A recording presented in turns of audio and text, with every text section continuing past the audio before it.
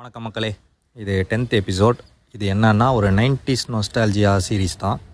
So 90s நாஸ்டால்ஜியாவில் இது 3rd episode title பார்த்துருப்பீங்க. Video games பற்றி தான் பேச போகிறோம். வீடியோ கேம்னால் நம்ம சின்ன வயசில் வந்து ஒரு டிவிடி பிளேயர் மாதிரி இருக்கும் இல்லையா, ஒரு பிளாஸ்டிக்கில் ஒரு கேசட் மாதிரி போட்டு இன்சர்ட் பண்ணி விளையாடுவோமே, அதை பற்றி தான் ஃபஸ்ட்டு பேச போகிறோம். அப்போல்லாம் வீடியோ கேம்னாலே அதுதான். இப்போ வந்து நிறைய நம்ம வீடியோ கேம்ஸ்லாம் பார்த்ததுனால நான் அதை ரிமைண்ட் பண்ணுறதுக்காக இந்த சிடி பிளேயர் கம்பேரிசனை சொல்கிறேன். எனக்கு என்னென்னா சிடி பிளேயர் டிவிடி பிளேயர்லாம் வந்ததுக்கப்புறம் இது என்னடா வீடியோ கேம் மாதிரி இருக்குன்னு நினச்சிட்டு இருப்பேன். அப்போல்லாம் அந்த மாதிரி வீடியோ கேம்லாம் எனக்கு வந்து ஃபஸ்ட்டு நான் 3rd ஸ்டாண்டர்ட் படிக்கும்போது பார்த்தேன்னு நினைக்கிறேன். அதை டிவியில் கனெக்ட் பண்ணி அந்த கேம் ஸ்க்ரீன் வரும் பாருங்களேன், அப்படியே எனக்கு ஒரு ஆச்சரியமாக இருக்கும்.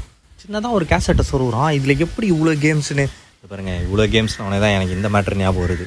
அந்த கேசட்டில் பார்த்தீங்கன்னு வச்சுக்கோங்களேன், 9999 கேம்ஸ் இன் ஒன் அப்படின்னு போட்டு நம்மளை ஏமாற்றுவான். அதை ஓப்பன் பண்ணி நெக்ஸ்ட்டு நாங்கள் போய் கவுண்ட் பண்ணி பார்ப்போம். எப்படின்னா முதல்ல போட்ட கேமே பின்னாடி வரும். அந்த மாதிரி நம்மளை ஃபஸ்ட்டு எனக்கு தெரிஞ்சு நம்ம ஸ்கேம் ஆனது இந்த கேம் கேசட் மேட்டரில் தான். ஸோ எங்கள் அண்ணன் வந்து ஸ்கூலில் வந்து வர வரைக்கும் நான் வெயிட் பண்ணிகிட்டு இருப்பேன். அவன் வந்து கனெக்ட் பண்ணி 2 பேரும் விளையாடுவோம். நான் மோஸ்ட்டாக அப்போ நான் சின்ன பையன் இல்லையா, அதனால் நான் வந்து ஈஸியாக தோற்றுருவேன். ஆனால் அது ஒரு ஜாலி டைம், அப்போல்லாம் செமையாக இருக்கும். ஆனால் எங்கள் வீட்டில் இருந்த வீடியோ கேம் வந்து கொஞ்ச நாள்லேயே கெட்டு போயிடுச்சு. எங்கள் அண்ணன்ட்ட டியூஷன் படித்த ஒரு பையன் இருக்கான். அவன் ரொம்ப சின்ன பையன். அவன் 3rd ஸ்டாண்டர்ட் படிச்சுட்டு இருந்தான், நான் வந்து 6th ஸ்டாண்டர்ட் படிச்சுட்டு இருந்தேன். அப்போ வந்து டியூஷன் முடிச்சுட்டு கிளம்பும்போது, அண்ணா உங்களுக்கு வீடியோ கேம்லாம் செட் பண்ண தெரியுமா அப்படின்னு கேட்டான். எனக்கு ஒன்றுமே தெரியாது. ஆனால் வந்து தெரியுமே அப்படின்னு நான் ஒரு பில்டப் கொடுத்தேன். எங்கள் வீட்டில் ஒரு புது வீடியோ கேம் வாங்கி கொடுத்துருக்காங்கண்ணா, ஆனால் எப்படி செட் பண்ணோன்னே தெரிலண்ணா, நீங்கள் வரீங்களா அப்படின்னா. போகலாமே, உடனே கிளம்பி போய் பார்த்தா வீடியோ கேம் செட்டு இருக்குது. எனக்கு ஒரு ஒன்றும் தெரியல. குத்து மதிப்பாக ஒயரை எடுத்து கனெக்ட் பண்ணி எதோ மாற்றி வர வச்சுட்டேன். அந்த பையன் அவங்க வீட்டில் இருக்கவங்களாம் என்ன ஏதோ ஒரு சயின்டிஸ்ட் ரேஞ்சுக்கு பார்க்குறாங்க. தம்பி சூப்பராக கனெக்ட் பண்ணிட்டா பாரு, இனிமேல் நீ தம்பியோட தான் விளையாடணுன்றாங்க. அவங்க வீட்டில் என்னன்னா, சின்ன பையன் ரொம்ப நேரம் வீடியோ கேம்ஸ் ஆடி கெட்டு போயிடுவான். அவங்க வந்து வீட்டு வேலையெல்லாம் பார்த்துக்கிட்டு பிஸியாக இருப்பாங்க இல்லையா, அதனால் என்ன சொல்லிட்டாங்கன்னா, நீ வந்து ராஜேஷ் அண்ணாவோட தான் விளையாடணும், நீ எப்போ விளையாடினாலும் ராஜேஷ் அண்ணாவோட தான் விளையாடணுன்ட்டாங்க. நீ வந்து தனியாக விளையாடி ஏதாவது கெடுத்து விட்ருவ, அவனுக்கு கனெக்ட் பண்ண தெரியாது, எதையாவது நீ வந்து கெடுத்துட்டேன்னா திருப்பி வாங்கி கொடுக்க மாட்டான் அப்படி இப்படின்னு சொல்லி இது ஒரு கண்டிஷனாகவே அவங்க வீட்டில் போட்டாங்க. அது எனக்கு பயங்கர லாபமாக போயிடுச்சு. எல்லாருக்கும் தெரிஞ்சது தான், நீங்கள் எல்லாருமே விளையாடி இருப்பீங்க, சூப்பர் மேரியோ. அப்புறம் டக் ஹண்ட்னு ஒரு கேம் இருக்குது. எத்தனை பேருக்கு ஞாபகம் இருக்குது? அதில் ஒரு கன் மாதிரி கொடுப்பாங்க. அதில் வந்து என்னன்னா, நம்ம சுட்டுட்டு அந்த டக் சாவலாம் வச்சுக்கோங்களேன், கீழேருந்து ஒரு நாய் எட்டி பார்த்து சிரிக்கும். அதை வந்து அடிக்கடி ரெஃபரன்ஸ் பண்ணுறது. எப்படின்னா, யாராவது கேவலமாக சிரிச்சிட்டு இருந்தாங்கன்னு வச்சுக்கோங்களேன், டேய் இப்போ எதுக்கு நீ டக் ஹண்ட்டில் வர நாய் மாதிரி சிரிச்சிட்டு இருக்க அப்படின்னு அவனை அசிங்கப்படுத்துறது. ஸோ அதான் டக் ஹண்ட்டு. அப்புறமா வந்து எனக்கு வந்து பர்சனலாக ரொம்ப பிடிச்ச கேம் என்னன்னா கான்ட்ராலாம் எனக்கு பயங்கரமான ஒரு வெறித்தனம். உட்காந்து மணிக்கணக்காக கான்ட்ரா விளையாடுறது தான் அப்போ வேலை. அப்புறம் டாங்கி காங்னு ஒரு கேம் இருக்கும். அப்புறம் ஒரு நிஞ்சா கேம் இருக்கும். அப்புறம் நிறைய நம்ம கார்ட்டூனில் பார்த்ததெல்லாம் கூட கேம்ஸில் வரும். பாப்பாயெல்லாம் நான் விளையாடிருக்கேன், எனக்கு நல்லா ஞாபகம் இருக்குது. அது எல்லாமே எப்படின்னா அந்த சூப்பர் மேரியோ பேட்டர்னில் தான் இருக்கும். Aladdin game விளையாடிருக்கேன். ஃபுட்பால்லாம் இருக்கும். இப்போல்லாம் என்னடா பெரிய ஃபீஃபா, அப்போ விளையாடும் பாருங்கள், செம்ம காமெடியாக இருக்கும். அதெல்லாம் என்னென்னே புரியாது, இஷ்டத்துக்கும் அடித்து தள்ளிட்டு அது எப்படி விளையாடுறேனே தெரியாமல் விளையாடிக்கிட்டு இருப்போம். ஃபுட்பாலு, டென்னிஸு, அப்புறம் அத்லெட்டிக்ஸ், ட்ராக்ஸு, லாங் ஜம்ப்பு. இப்போ தான் அந்த கேம் பேர் எனக்கு ஞாபகம் வருது. ஒலிம்பிக்ஸ்னே ஒரு கேம், அது ஃபுல்லாக அத்லெட்டிக் ஈவெண்ட்ஸாக இருக்கும். அதுக்கப்புறம் ரேசிங் கேம்ஸு, ஃபார்முலா F1 ரேஸ்னு ஒன்று வரும், செமையாக இருக்கும். அதே மாதிரி பைக் ரேஸும் வரும். அதுக்கப்புறம் ஒரு குங்ஃபு கேம் வரும், ஒரு டோஜோவில் ஃபைட் பண்ணுற மாதிரி பறந்து அடிப்பான். நாமளே ஒரு ப்ரூஸ்லியாக இமேஜின் பண்ணி அப்படி எகிரிக்கு வச்சு அவன் வந்து கொடுக்குற சவுண்டோட நம்ம இங்கே கொடுக்குற சவுண்டு ஓவர். அதுக்கப்புறம் நாங்கள் வந்து ஒரு ஃபேன்சி ஸ்டோரில் தான் இப்போ அந்த கேம் கேசட்லாம் கிடைக்கும், அப்போது ஃபேன்சி ஸ்டேஷ்னரி ஸ்டோர்ஸ்லலாம். அப்புறம் வந்து ஒரு கடையில் போய் அந்த மாதிரி நாங்கள் ஒரு கேம் கேசட் வாங்குகிறோம். அதில் ஏன் வாங்கினோன்னா, மெயினாக என்ன ரீசன்னா, அதில் வந்து டிராகன் பால்ஜி ஃபோட்டோ போட்டிருந்தது. என்ன டிராகன் பால்ஜிலாம் கேமில் இருக்கா, வாங்கியே ஆகணுமே அப்படின்ட்டு அடம் பிடிச்சி வாங்கி அந்த பையன் வீட்டில் போய் போட்டு பார்த்து அப்படியே மெனு ஸ்க்ரீனை நவுத்தி போகிறோம். அதான் 999 அப்படி இப்படி அடிச்சு விடுவாங்களே, ஸ்க்ரீனாக போகுது, அதே கேம்ஸ் தான் திரும்பி வருது. நானும் டிராகன் பால்ஜி எங்கன்னு தேடி ஒரு வழியாக கண்டுபிடிச்சிட்டேன். கோகுவும் விஜிட்டாவும் சண்டை போட்டுக்கிட்டு இருக்காப்புல. அதில் அந்த கேம் வந்து ஒரு டோர்னமெண்ட் ஃபார்மேட்டில் இருக்கும். நம்ம தான் கோகு. எல்லா டிராகன் பால்ஜி கேரக்டருமே ஆப்போனண்ட்டாக வரும், அதில் இஷ்டத்துக்கும் வரும். அதில் என்னன்னா, நான் குட்டாம்போக்கில் ஆடுவோம் பாருங்க, திடீர்னு அந்த இது வரும், அது பேர் என்ன, காமேஹே ஹாமாவா ஏதோ ஒன்று வாயிலேயே நுழைய மாட்டேங்குது. பட் நான் சொல்ல வர்ற பாயிண்ட் உங்களுக்கு புரிஞ்சிருக்கும். இதான் அந்த 2 கையை அப்படியே இறுக்கி வச்சு ஒரு ஃபோர்ஸ் மாதிரி அடிப்பாங்களே, அது வந்து எனக்கு ஏதோ நான் அமுக்கிட்டே இருக்கும்போது வந்துருச்சு. ஏதோ குருட்டாம்போக்கில் ஆடும்போது அது வந்துருச்சா, உடனே எனக்கு ஃபயர் ஆகிடுச்சு. அவனை நம்ம ஒரு சூப்பர் சயான், இப்போ பாடுறான் என் வித்தைய அப்படின்ட்டு திருப்பி ட்ரை பண்ணுறான், வரமாட்டேங்குது.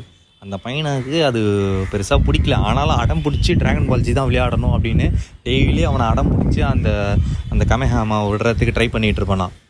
அதுக்கப்புறம் அதே மாதிரி நிஞ்சா டர்ட்டில்ஸ் கேமும் அதில் இருக்குது. இந்த மாதிரி ஒரு 2 வருஷம் ஜாலியாக டைம் பாஸாக போயிட்டு இருந்தது. அப்புறம் அந்த பையனோட அப்பாவுக்கு ட்ரான்ஸ்ஃபர் கிடச்சி அவங்க வேறு வீட்டுக்கு போயிட்டாங்க, அதாவது வேறு ஊருக்கே போயிட்டாங்க.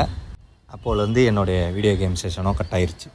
அதுக்கப்புறம் கேப்பில் வந்து இந்த ஹேண்ட் ஹெல்டு கேம்ஸ்லாம் இருக்கும், பிரிக் கேம்ஸ்னு டெட்ரிஸ்லாம் விளையாடும். அதில் நல்லாயிருக்கும். அதுலேயே கார் ரேஸு அந்த மாதிரிலாம் வரும். ஒரு பிளாக் அண்ட் ஒயிட் பிளாக்ஸ் மாதிரி இருக்கும் அது. அதுக்கப்புறமா தான் கம்ப்யூட்டர் ஏரா. கம்ப்யூட்டரில் கேம்ஸ் ஆடுற விஷயம்லாம் எங்களுக்கு தெரிய வருது. கம்ப்யூட்டர் எங்களுக்கு வருது. நான் முன்னாடி எபிசோட்லேயே சொல்லியிருக்கேன், எங்கள் பெரியம்மா பையன் கம்ப்யூட்டர் வாங்கினார். அவர் வேலைக்காக வாங்கினார். ஆனால் அதை திட்டத்தனமாக யூஸ் பண்ணுறது தான் என் வேலை. அதில் போய் கேம்ஸ்ன்னு போட்டு அந்த சாலிட்டேர்னு ஒரு கார்டு கேம் வரும். அது எனக்கு தெரிஞ்சு நம்ம எல்லாரும் ஆடிருக்கோம், கண்டிப்பாக ஆடிருக்கோம். அதுக்கப்புறம் பின்பால்னு ஒரு கேம் இருக்கும், வேறு லெவலில் இருக்கும். அது பயங்கர அடிக்ஷனாக இருக்கும். அப்புறம் டேஞ்சரஸ் டேவ். அப்புறம் அது இதை மறந்துட்டா பாருங்கள், அது எபிக் கேம் ரோட் ரேஸ். அப்போல்லாம் எங்கள் வீட்டுக்கு வந்து ஒரு பெரிய பட்டாளமே வரும் ரோட் ரேஸ் விளையாடுறதுக்கே. நானும் என் ஃப்ரெண்டுலாம் வந்து எனக்கு தெரிஞ்சு மணிக்கணக்காக பேசாமல் அமைதியாக அப்படியே கம்ப்யூட்டர் ஸ்க்ரீனே உருன்னு பார்த்துக்கிட்டு ரோட் ரேஸ் ஆடின காலங்கள்லாம் உண்டு. அது சிங்கிள் பிளேயர் கேம் தானே. நான் என்ன பண்ணுவேன், நான் வந்து ஏரோஸ் கண்ட்ரோல் பண்ணுவேன். ஸ்பேஸ் பாரோ ஏதோ ஒரு பட்டன் அடித்தா கிக் பண்ணுவான், பக்கத்தில் இருக்கிறவனை அடிப்பான். அதை வந்து அவன்கிட்ட கொடுத்துருவேன். அதுக்கப்புறம் கொஞ்சம் நேரம் கழிச்சு மச்சே நீ வண்டி ஓட்டே, இப்போ நான் அடிக்கிறேன் அப்படின்னு விளையாடுறது. இதிலே ஓவர் பில்டப்லாம் காட்டுறது, வெயிட் பண்ணி லாஸ்ட்டாக களை இறங்கி ஃபஸ்ட்டு வரேன்டா அப்படின்னு ட்ரை பண்ணுறது, சீனை போடுறது, இதெல்லாம் பண்ணிக்கிட்டு இருப்போம். அதுக்கப்புறம் என்எஃப்எஸ் வந்துருச்சு, நீட் ஃபார் ஸ்பீட். அதெல்லாம் வந்து கிராஃபிக் கார்டு, நல்ல கிராஃபிக் கார்டு இருந்தால் தான் ப்ளே பண்ண முடியும். இல்லைனா ஒரு நார்மலான பிசியில் போட்டால் வந்து ரொம்ப ஸ்டக்காகவும் ஹேங் ஆகும். அதனால் அதெல்லாம் என்னால் விளையாட முடியல. ஆனால் ஃப்ரெண்ட்ஸ் வீட்டில் விளையாடுவேன். என் ஃப்ரெண்டு ஒருத்தன் இருக்கான், அவன் வந்து இஷ்டத்துக்கும் நிறைய செம்ம கேம்ஸ்லாம் வச்சுருப்பாங்க. ஸ்பைடர் மேன்லாம் நான் அவன் வீட்டில் தான் விளையாடிருக்கேன், நல்லா ஞாபகம் இருக்குது. அப்புறம் நிறைய இந்த ஃப்ளாஷ் கேம்ஸ்லாம் வரும். அதெல்லாம் ரொம்ப மெமரி சைஸும் கம்மியாக இருக்கும், கிராஃபிக்ஸும் அவ்வளோ தேவைப்படாது, சிம்பிளாக இருக்கும், 2D அனிமேஷன் மாதிரி தான் இருக்கும். ஸோ அதெல்லாம் டவுன்லோட் பண்ணி விளையாடுவோம். அதுக்கப்புறம் நான் ஒரு நல்ல ஒரு பெரிய கேம் விளையாடினேன்னா அது என்னென்னா ஏஜ் ஆஃப் எம்பையர்ஸ் தான். ஆனால் அது எனக்கு எப்படி ஆயிடுச்சுன்னா ஓவர் அடிக்ஷன் ஆயிடுச்சு. நைட்டு தூங்கும்போதெல்லாம் அது அப்படியே மைண்டில் ஓடிக்கிட்டே இருக்கும். அதில் கிராஃபிக்ஸ் வேறு லெவலில் ஃபயராக இருக்கும். ரொம்ப அடிக்ஷன் ஆயிடுச்சு. அதுக்கப்புறம் எனக்கு எப்படி ஆயிடுச்சுன்னா நைட்டு தூக்கத்துலலாம் அதுவே வந்துட்டு இருந்தேன். அதனால் நான் வாண்டடாக எப்பா சாமி இனிமேல் இந்த கேமே விளையாடக்கூடாதுன்னு அந்த கேமையும் அன்இன்ஸ்டால் பண்ணிட்டேன். ரொம்ப நாளாக நான் கம்ப்யூட்டரையும் தொடாமல் இருந்தேன். ஸோ இதெல்லாம் வந்து நான் ஒரு 10th மேலே. அதே டைம் பேரலாக ப்ளே ஸ்டேஷன் இன்ட்ரடியூஸ் ஆகுது. ப்ளே ஸ்டேஷன்லாம் எப்படின்னா இந்த கேம் கடைங்கன்னு சொல்லுவாங்க. ஒரு ½ அன் ஹவருக்கு ஒரு 30 rupees இல்லை 10 rupees, ஷேரிங்னா 10 rupees. இந்த மாதிரிலாம் அது ஏரியா டிஃபர் ஆகும். ஸோ அந்த மாதிரிலாம் விளையாடுவாங்க. நானும் போயிட்டு எங்கள் வீட்டுக்கு எதிரிலே அந்த மாதிரி ஒரு கடை இருந்தது. அதில் வந்து ஸ்மாக் விளையாடுவாங்க, ஸ்மாக் டவுன். அப்புறம் ஃபீஃபா விளையாடுவாங்க. ஆனால் மோஸ்ட்லி எல்லாருமே வந்து WWE தான் விளையாடுவாங்க. ஏன்னா அதில் வந்து நிறைய பின் கனெக்ட் பண்ணி மல்டிப்ளேயர் விளையாடலாம். ஸோ இப்போ நம்ம தனியாக ரெண்ட் பண்ணால் சார்ஜஸ் வந்து 50 ரூபாயோ 30 ரூபாயோ அந்த மாதிரி. ஆனால் நம்ம ஷேர் பண்ணி விளையாடினா எத்தனை பேர் விளையாடுறோமோ அதுக்கேற்ற மாதிரி ஷேர் கம்மியாகும். ஸோ அதனால் வந்து அதில் தான் நிறைய பேர் விளையாடுவாங்க. இந்த ப்ளே ஸ்டேஷன் கடைன்னே எனக்கு ஒரு பழைய கதை ஞாபகம் வருது. இங்கே வீட்டுக்கு எதிரிலே இருக்குன்னு சொன்னேன் இல்லையா. ஸோ என் ஃப்ரெண்டு ஒருத்தன் வந்து என்ன பண்ணுவான், அந்த கடையில் போய் விளையாடுவான். டியூஷனுக்கு போகிறதா சொல்லிவிட்டு வீட்டில் சொல்லிவிட்டு அந்த கடையில் வந்து விளையாடிக்கிட்டு இருப்பான். என் ஃப்ரெண்டோட அம்மா ஒரு நாள் திடீர்னு வந்து கேட்குறாங்க, ஏன்பா இவன் வந்தானா அப்படின்னு கேட்டால் நான் சொல்கிறேன், இல்லையா ஆண்டி அவன் வரவே இல்லையே, அவன் டியூஷன்லாம் போயிருப்பானா. இல்லைப்பா நான் டியூஷன்லேருந்து கூப்பிட்டு வரலான்னு போய் பார்த்தா அவன் டியூஷனுக்கே வரலான்றாங்க, 2-3 நாளாக வரலையா அப்படின்றாங்க. எனக்கு ஷாக்கு, இவன் எங்கே போனான் டியூஷன் போகாமல் அப்படின்ட்டு.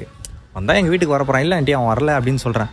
சரிப்பா வந்தால் வீட்டுக்கு வர சொல்லுன்ட்டு அவங்க திரும்புகிறாங்க. இவர் தலைவர் எதிர்கடையிலேருந்து அப்போ தான் அந்த ஸ்க்ரீன் போட்டிருப்பாங்க. அந்த ஸ்க்ரீனை ஓப்பன் பண்ணி வெளியே வரான், மாட்டிக்கினான்.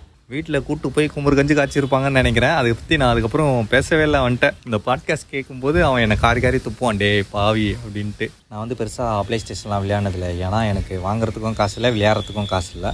நானே எங்கள் பெரியம்மா பையன் கம்ப்யூட்டரில் ஓசியில் கேம் விளையாடிக்கிட்டு இருக்கேன். அதனால் ப்ளே ஸ்டேஷன்லாம் நான் விளையாடினதே இல்லை. இந்த செக்மெண்ட் வந்து நம்ம video games and PlayStation கேம்ஸை பற்றி பார்த்தோம். இதை பார்ட் 1 வச்சுட்டு பார்ட் 2 இன்னொரு எபிசோட் பண்ணலான்ட்டு இருக்கேன். பார்ட் 2ல் இன்னும் நிறைய கம்ப்யூட்டர் கேம்ஸ் பற்றி பேசலான்ட்டு இருக்கேன். Mortal combat, street fighter, Tekken, அப்புறம் இந்த எபிக் ஆஃப் ஆல், GTA, அப்புறம் ஆன்லைன் கேம்ஸ், மொபைல் கேம்ஸ், அதெல்லாம் பார்ட் 2ல் கவர் பண்ணலான்ட்டு இருக்கேன். இந்த எபிசோடை பற்றின உங்களை கருத்துக்களை எனக்கு வழக்கம் போல் DM பண்ணுங்கள். வழக்கமாக சொல்கிறது தான், பிடிச்சிருந்தா ஃபாலோ பண்ணுங்கள், ரொம்ப பிடிச்சிருந்தா உங்கள் ஃப்ரெண்ட்ஸுக்கு ஷேர் பண்ணுங்கள். பார்ட் 2ல் சந்திப்போம். அதுவரை நன்றி, வணக்கம்.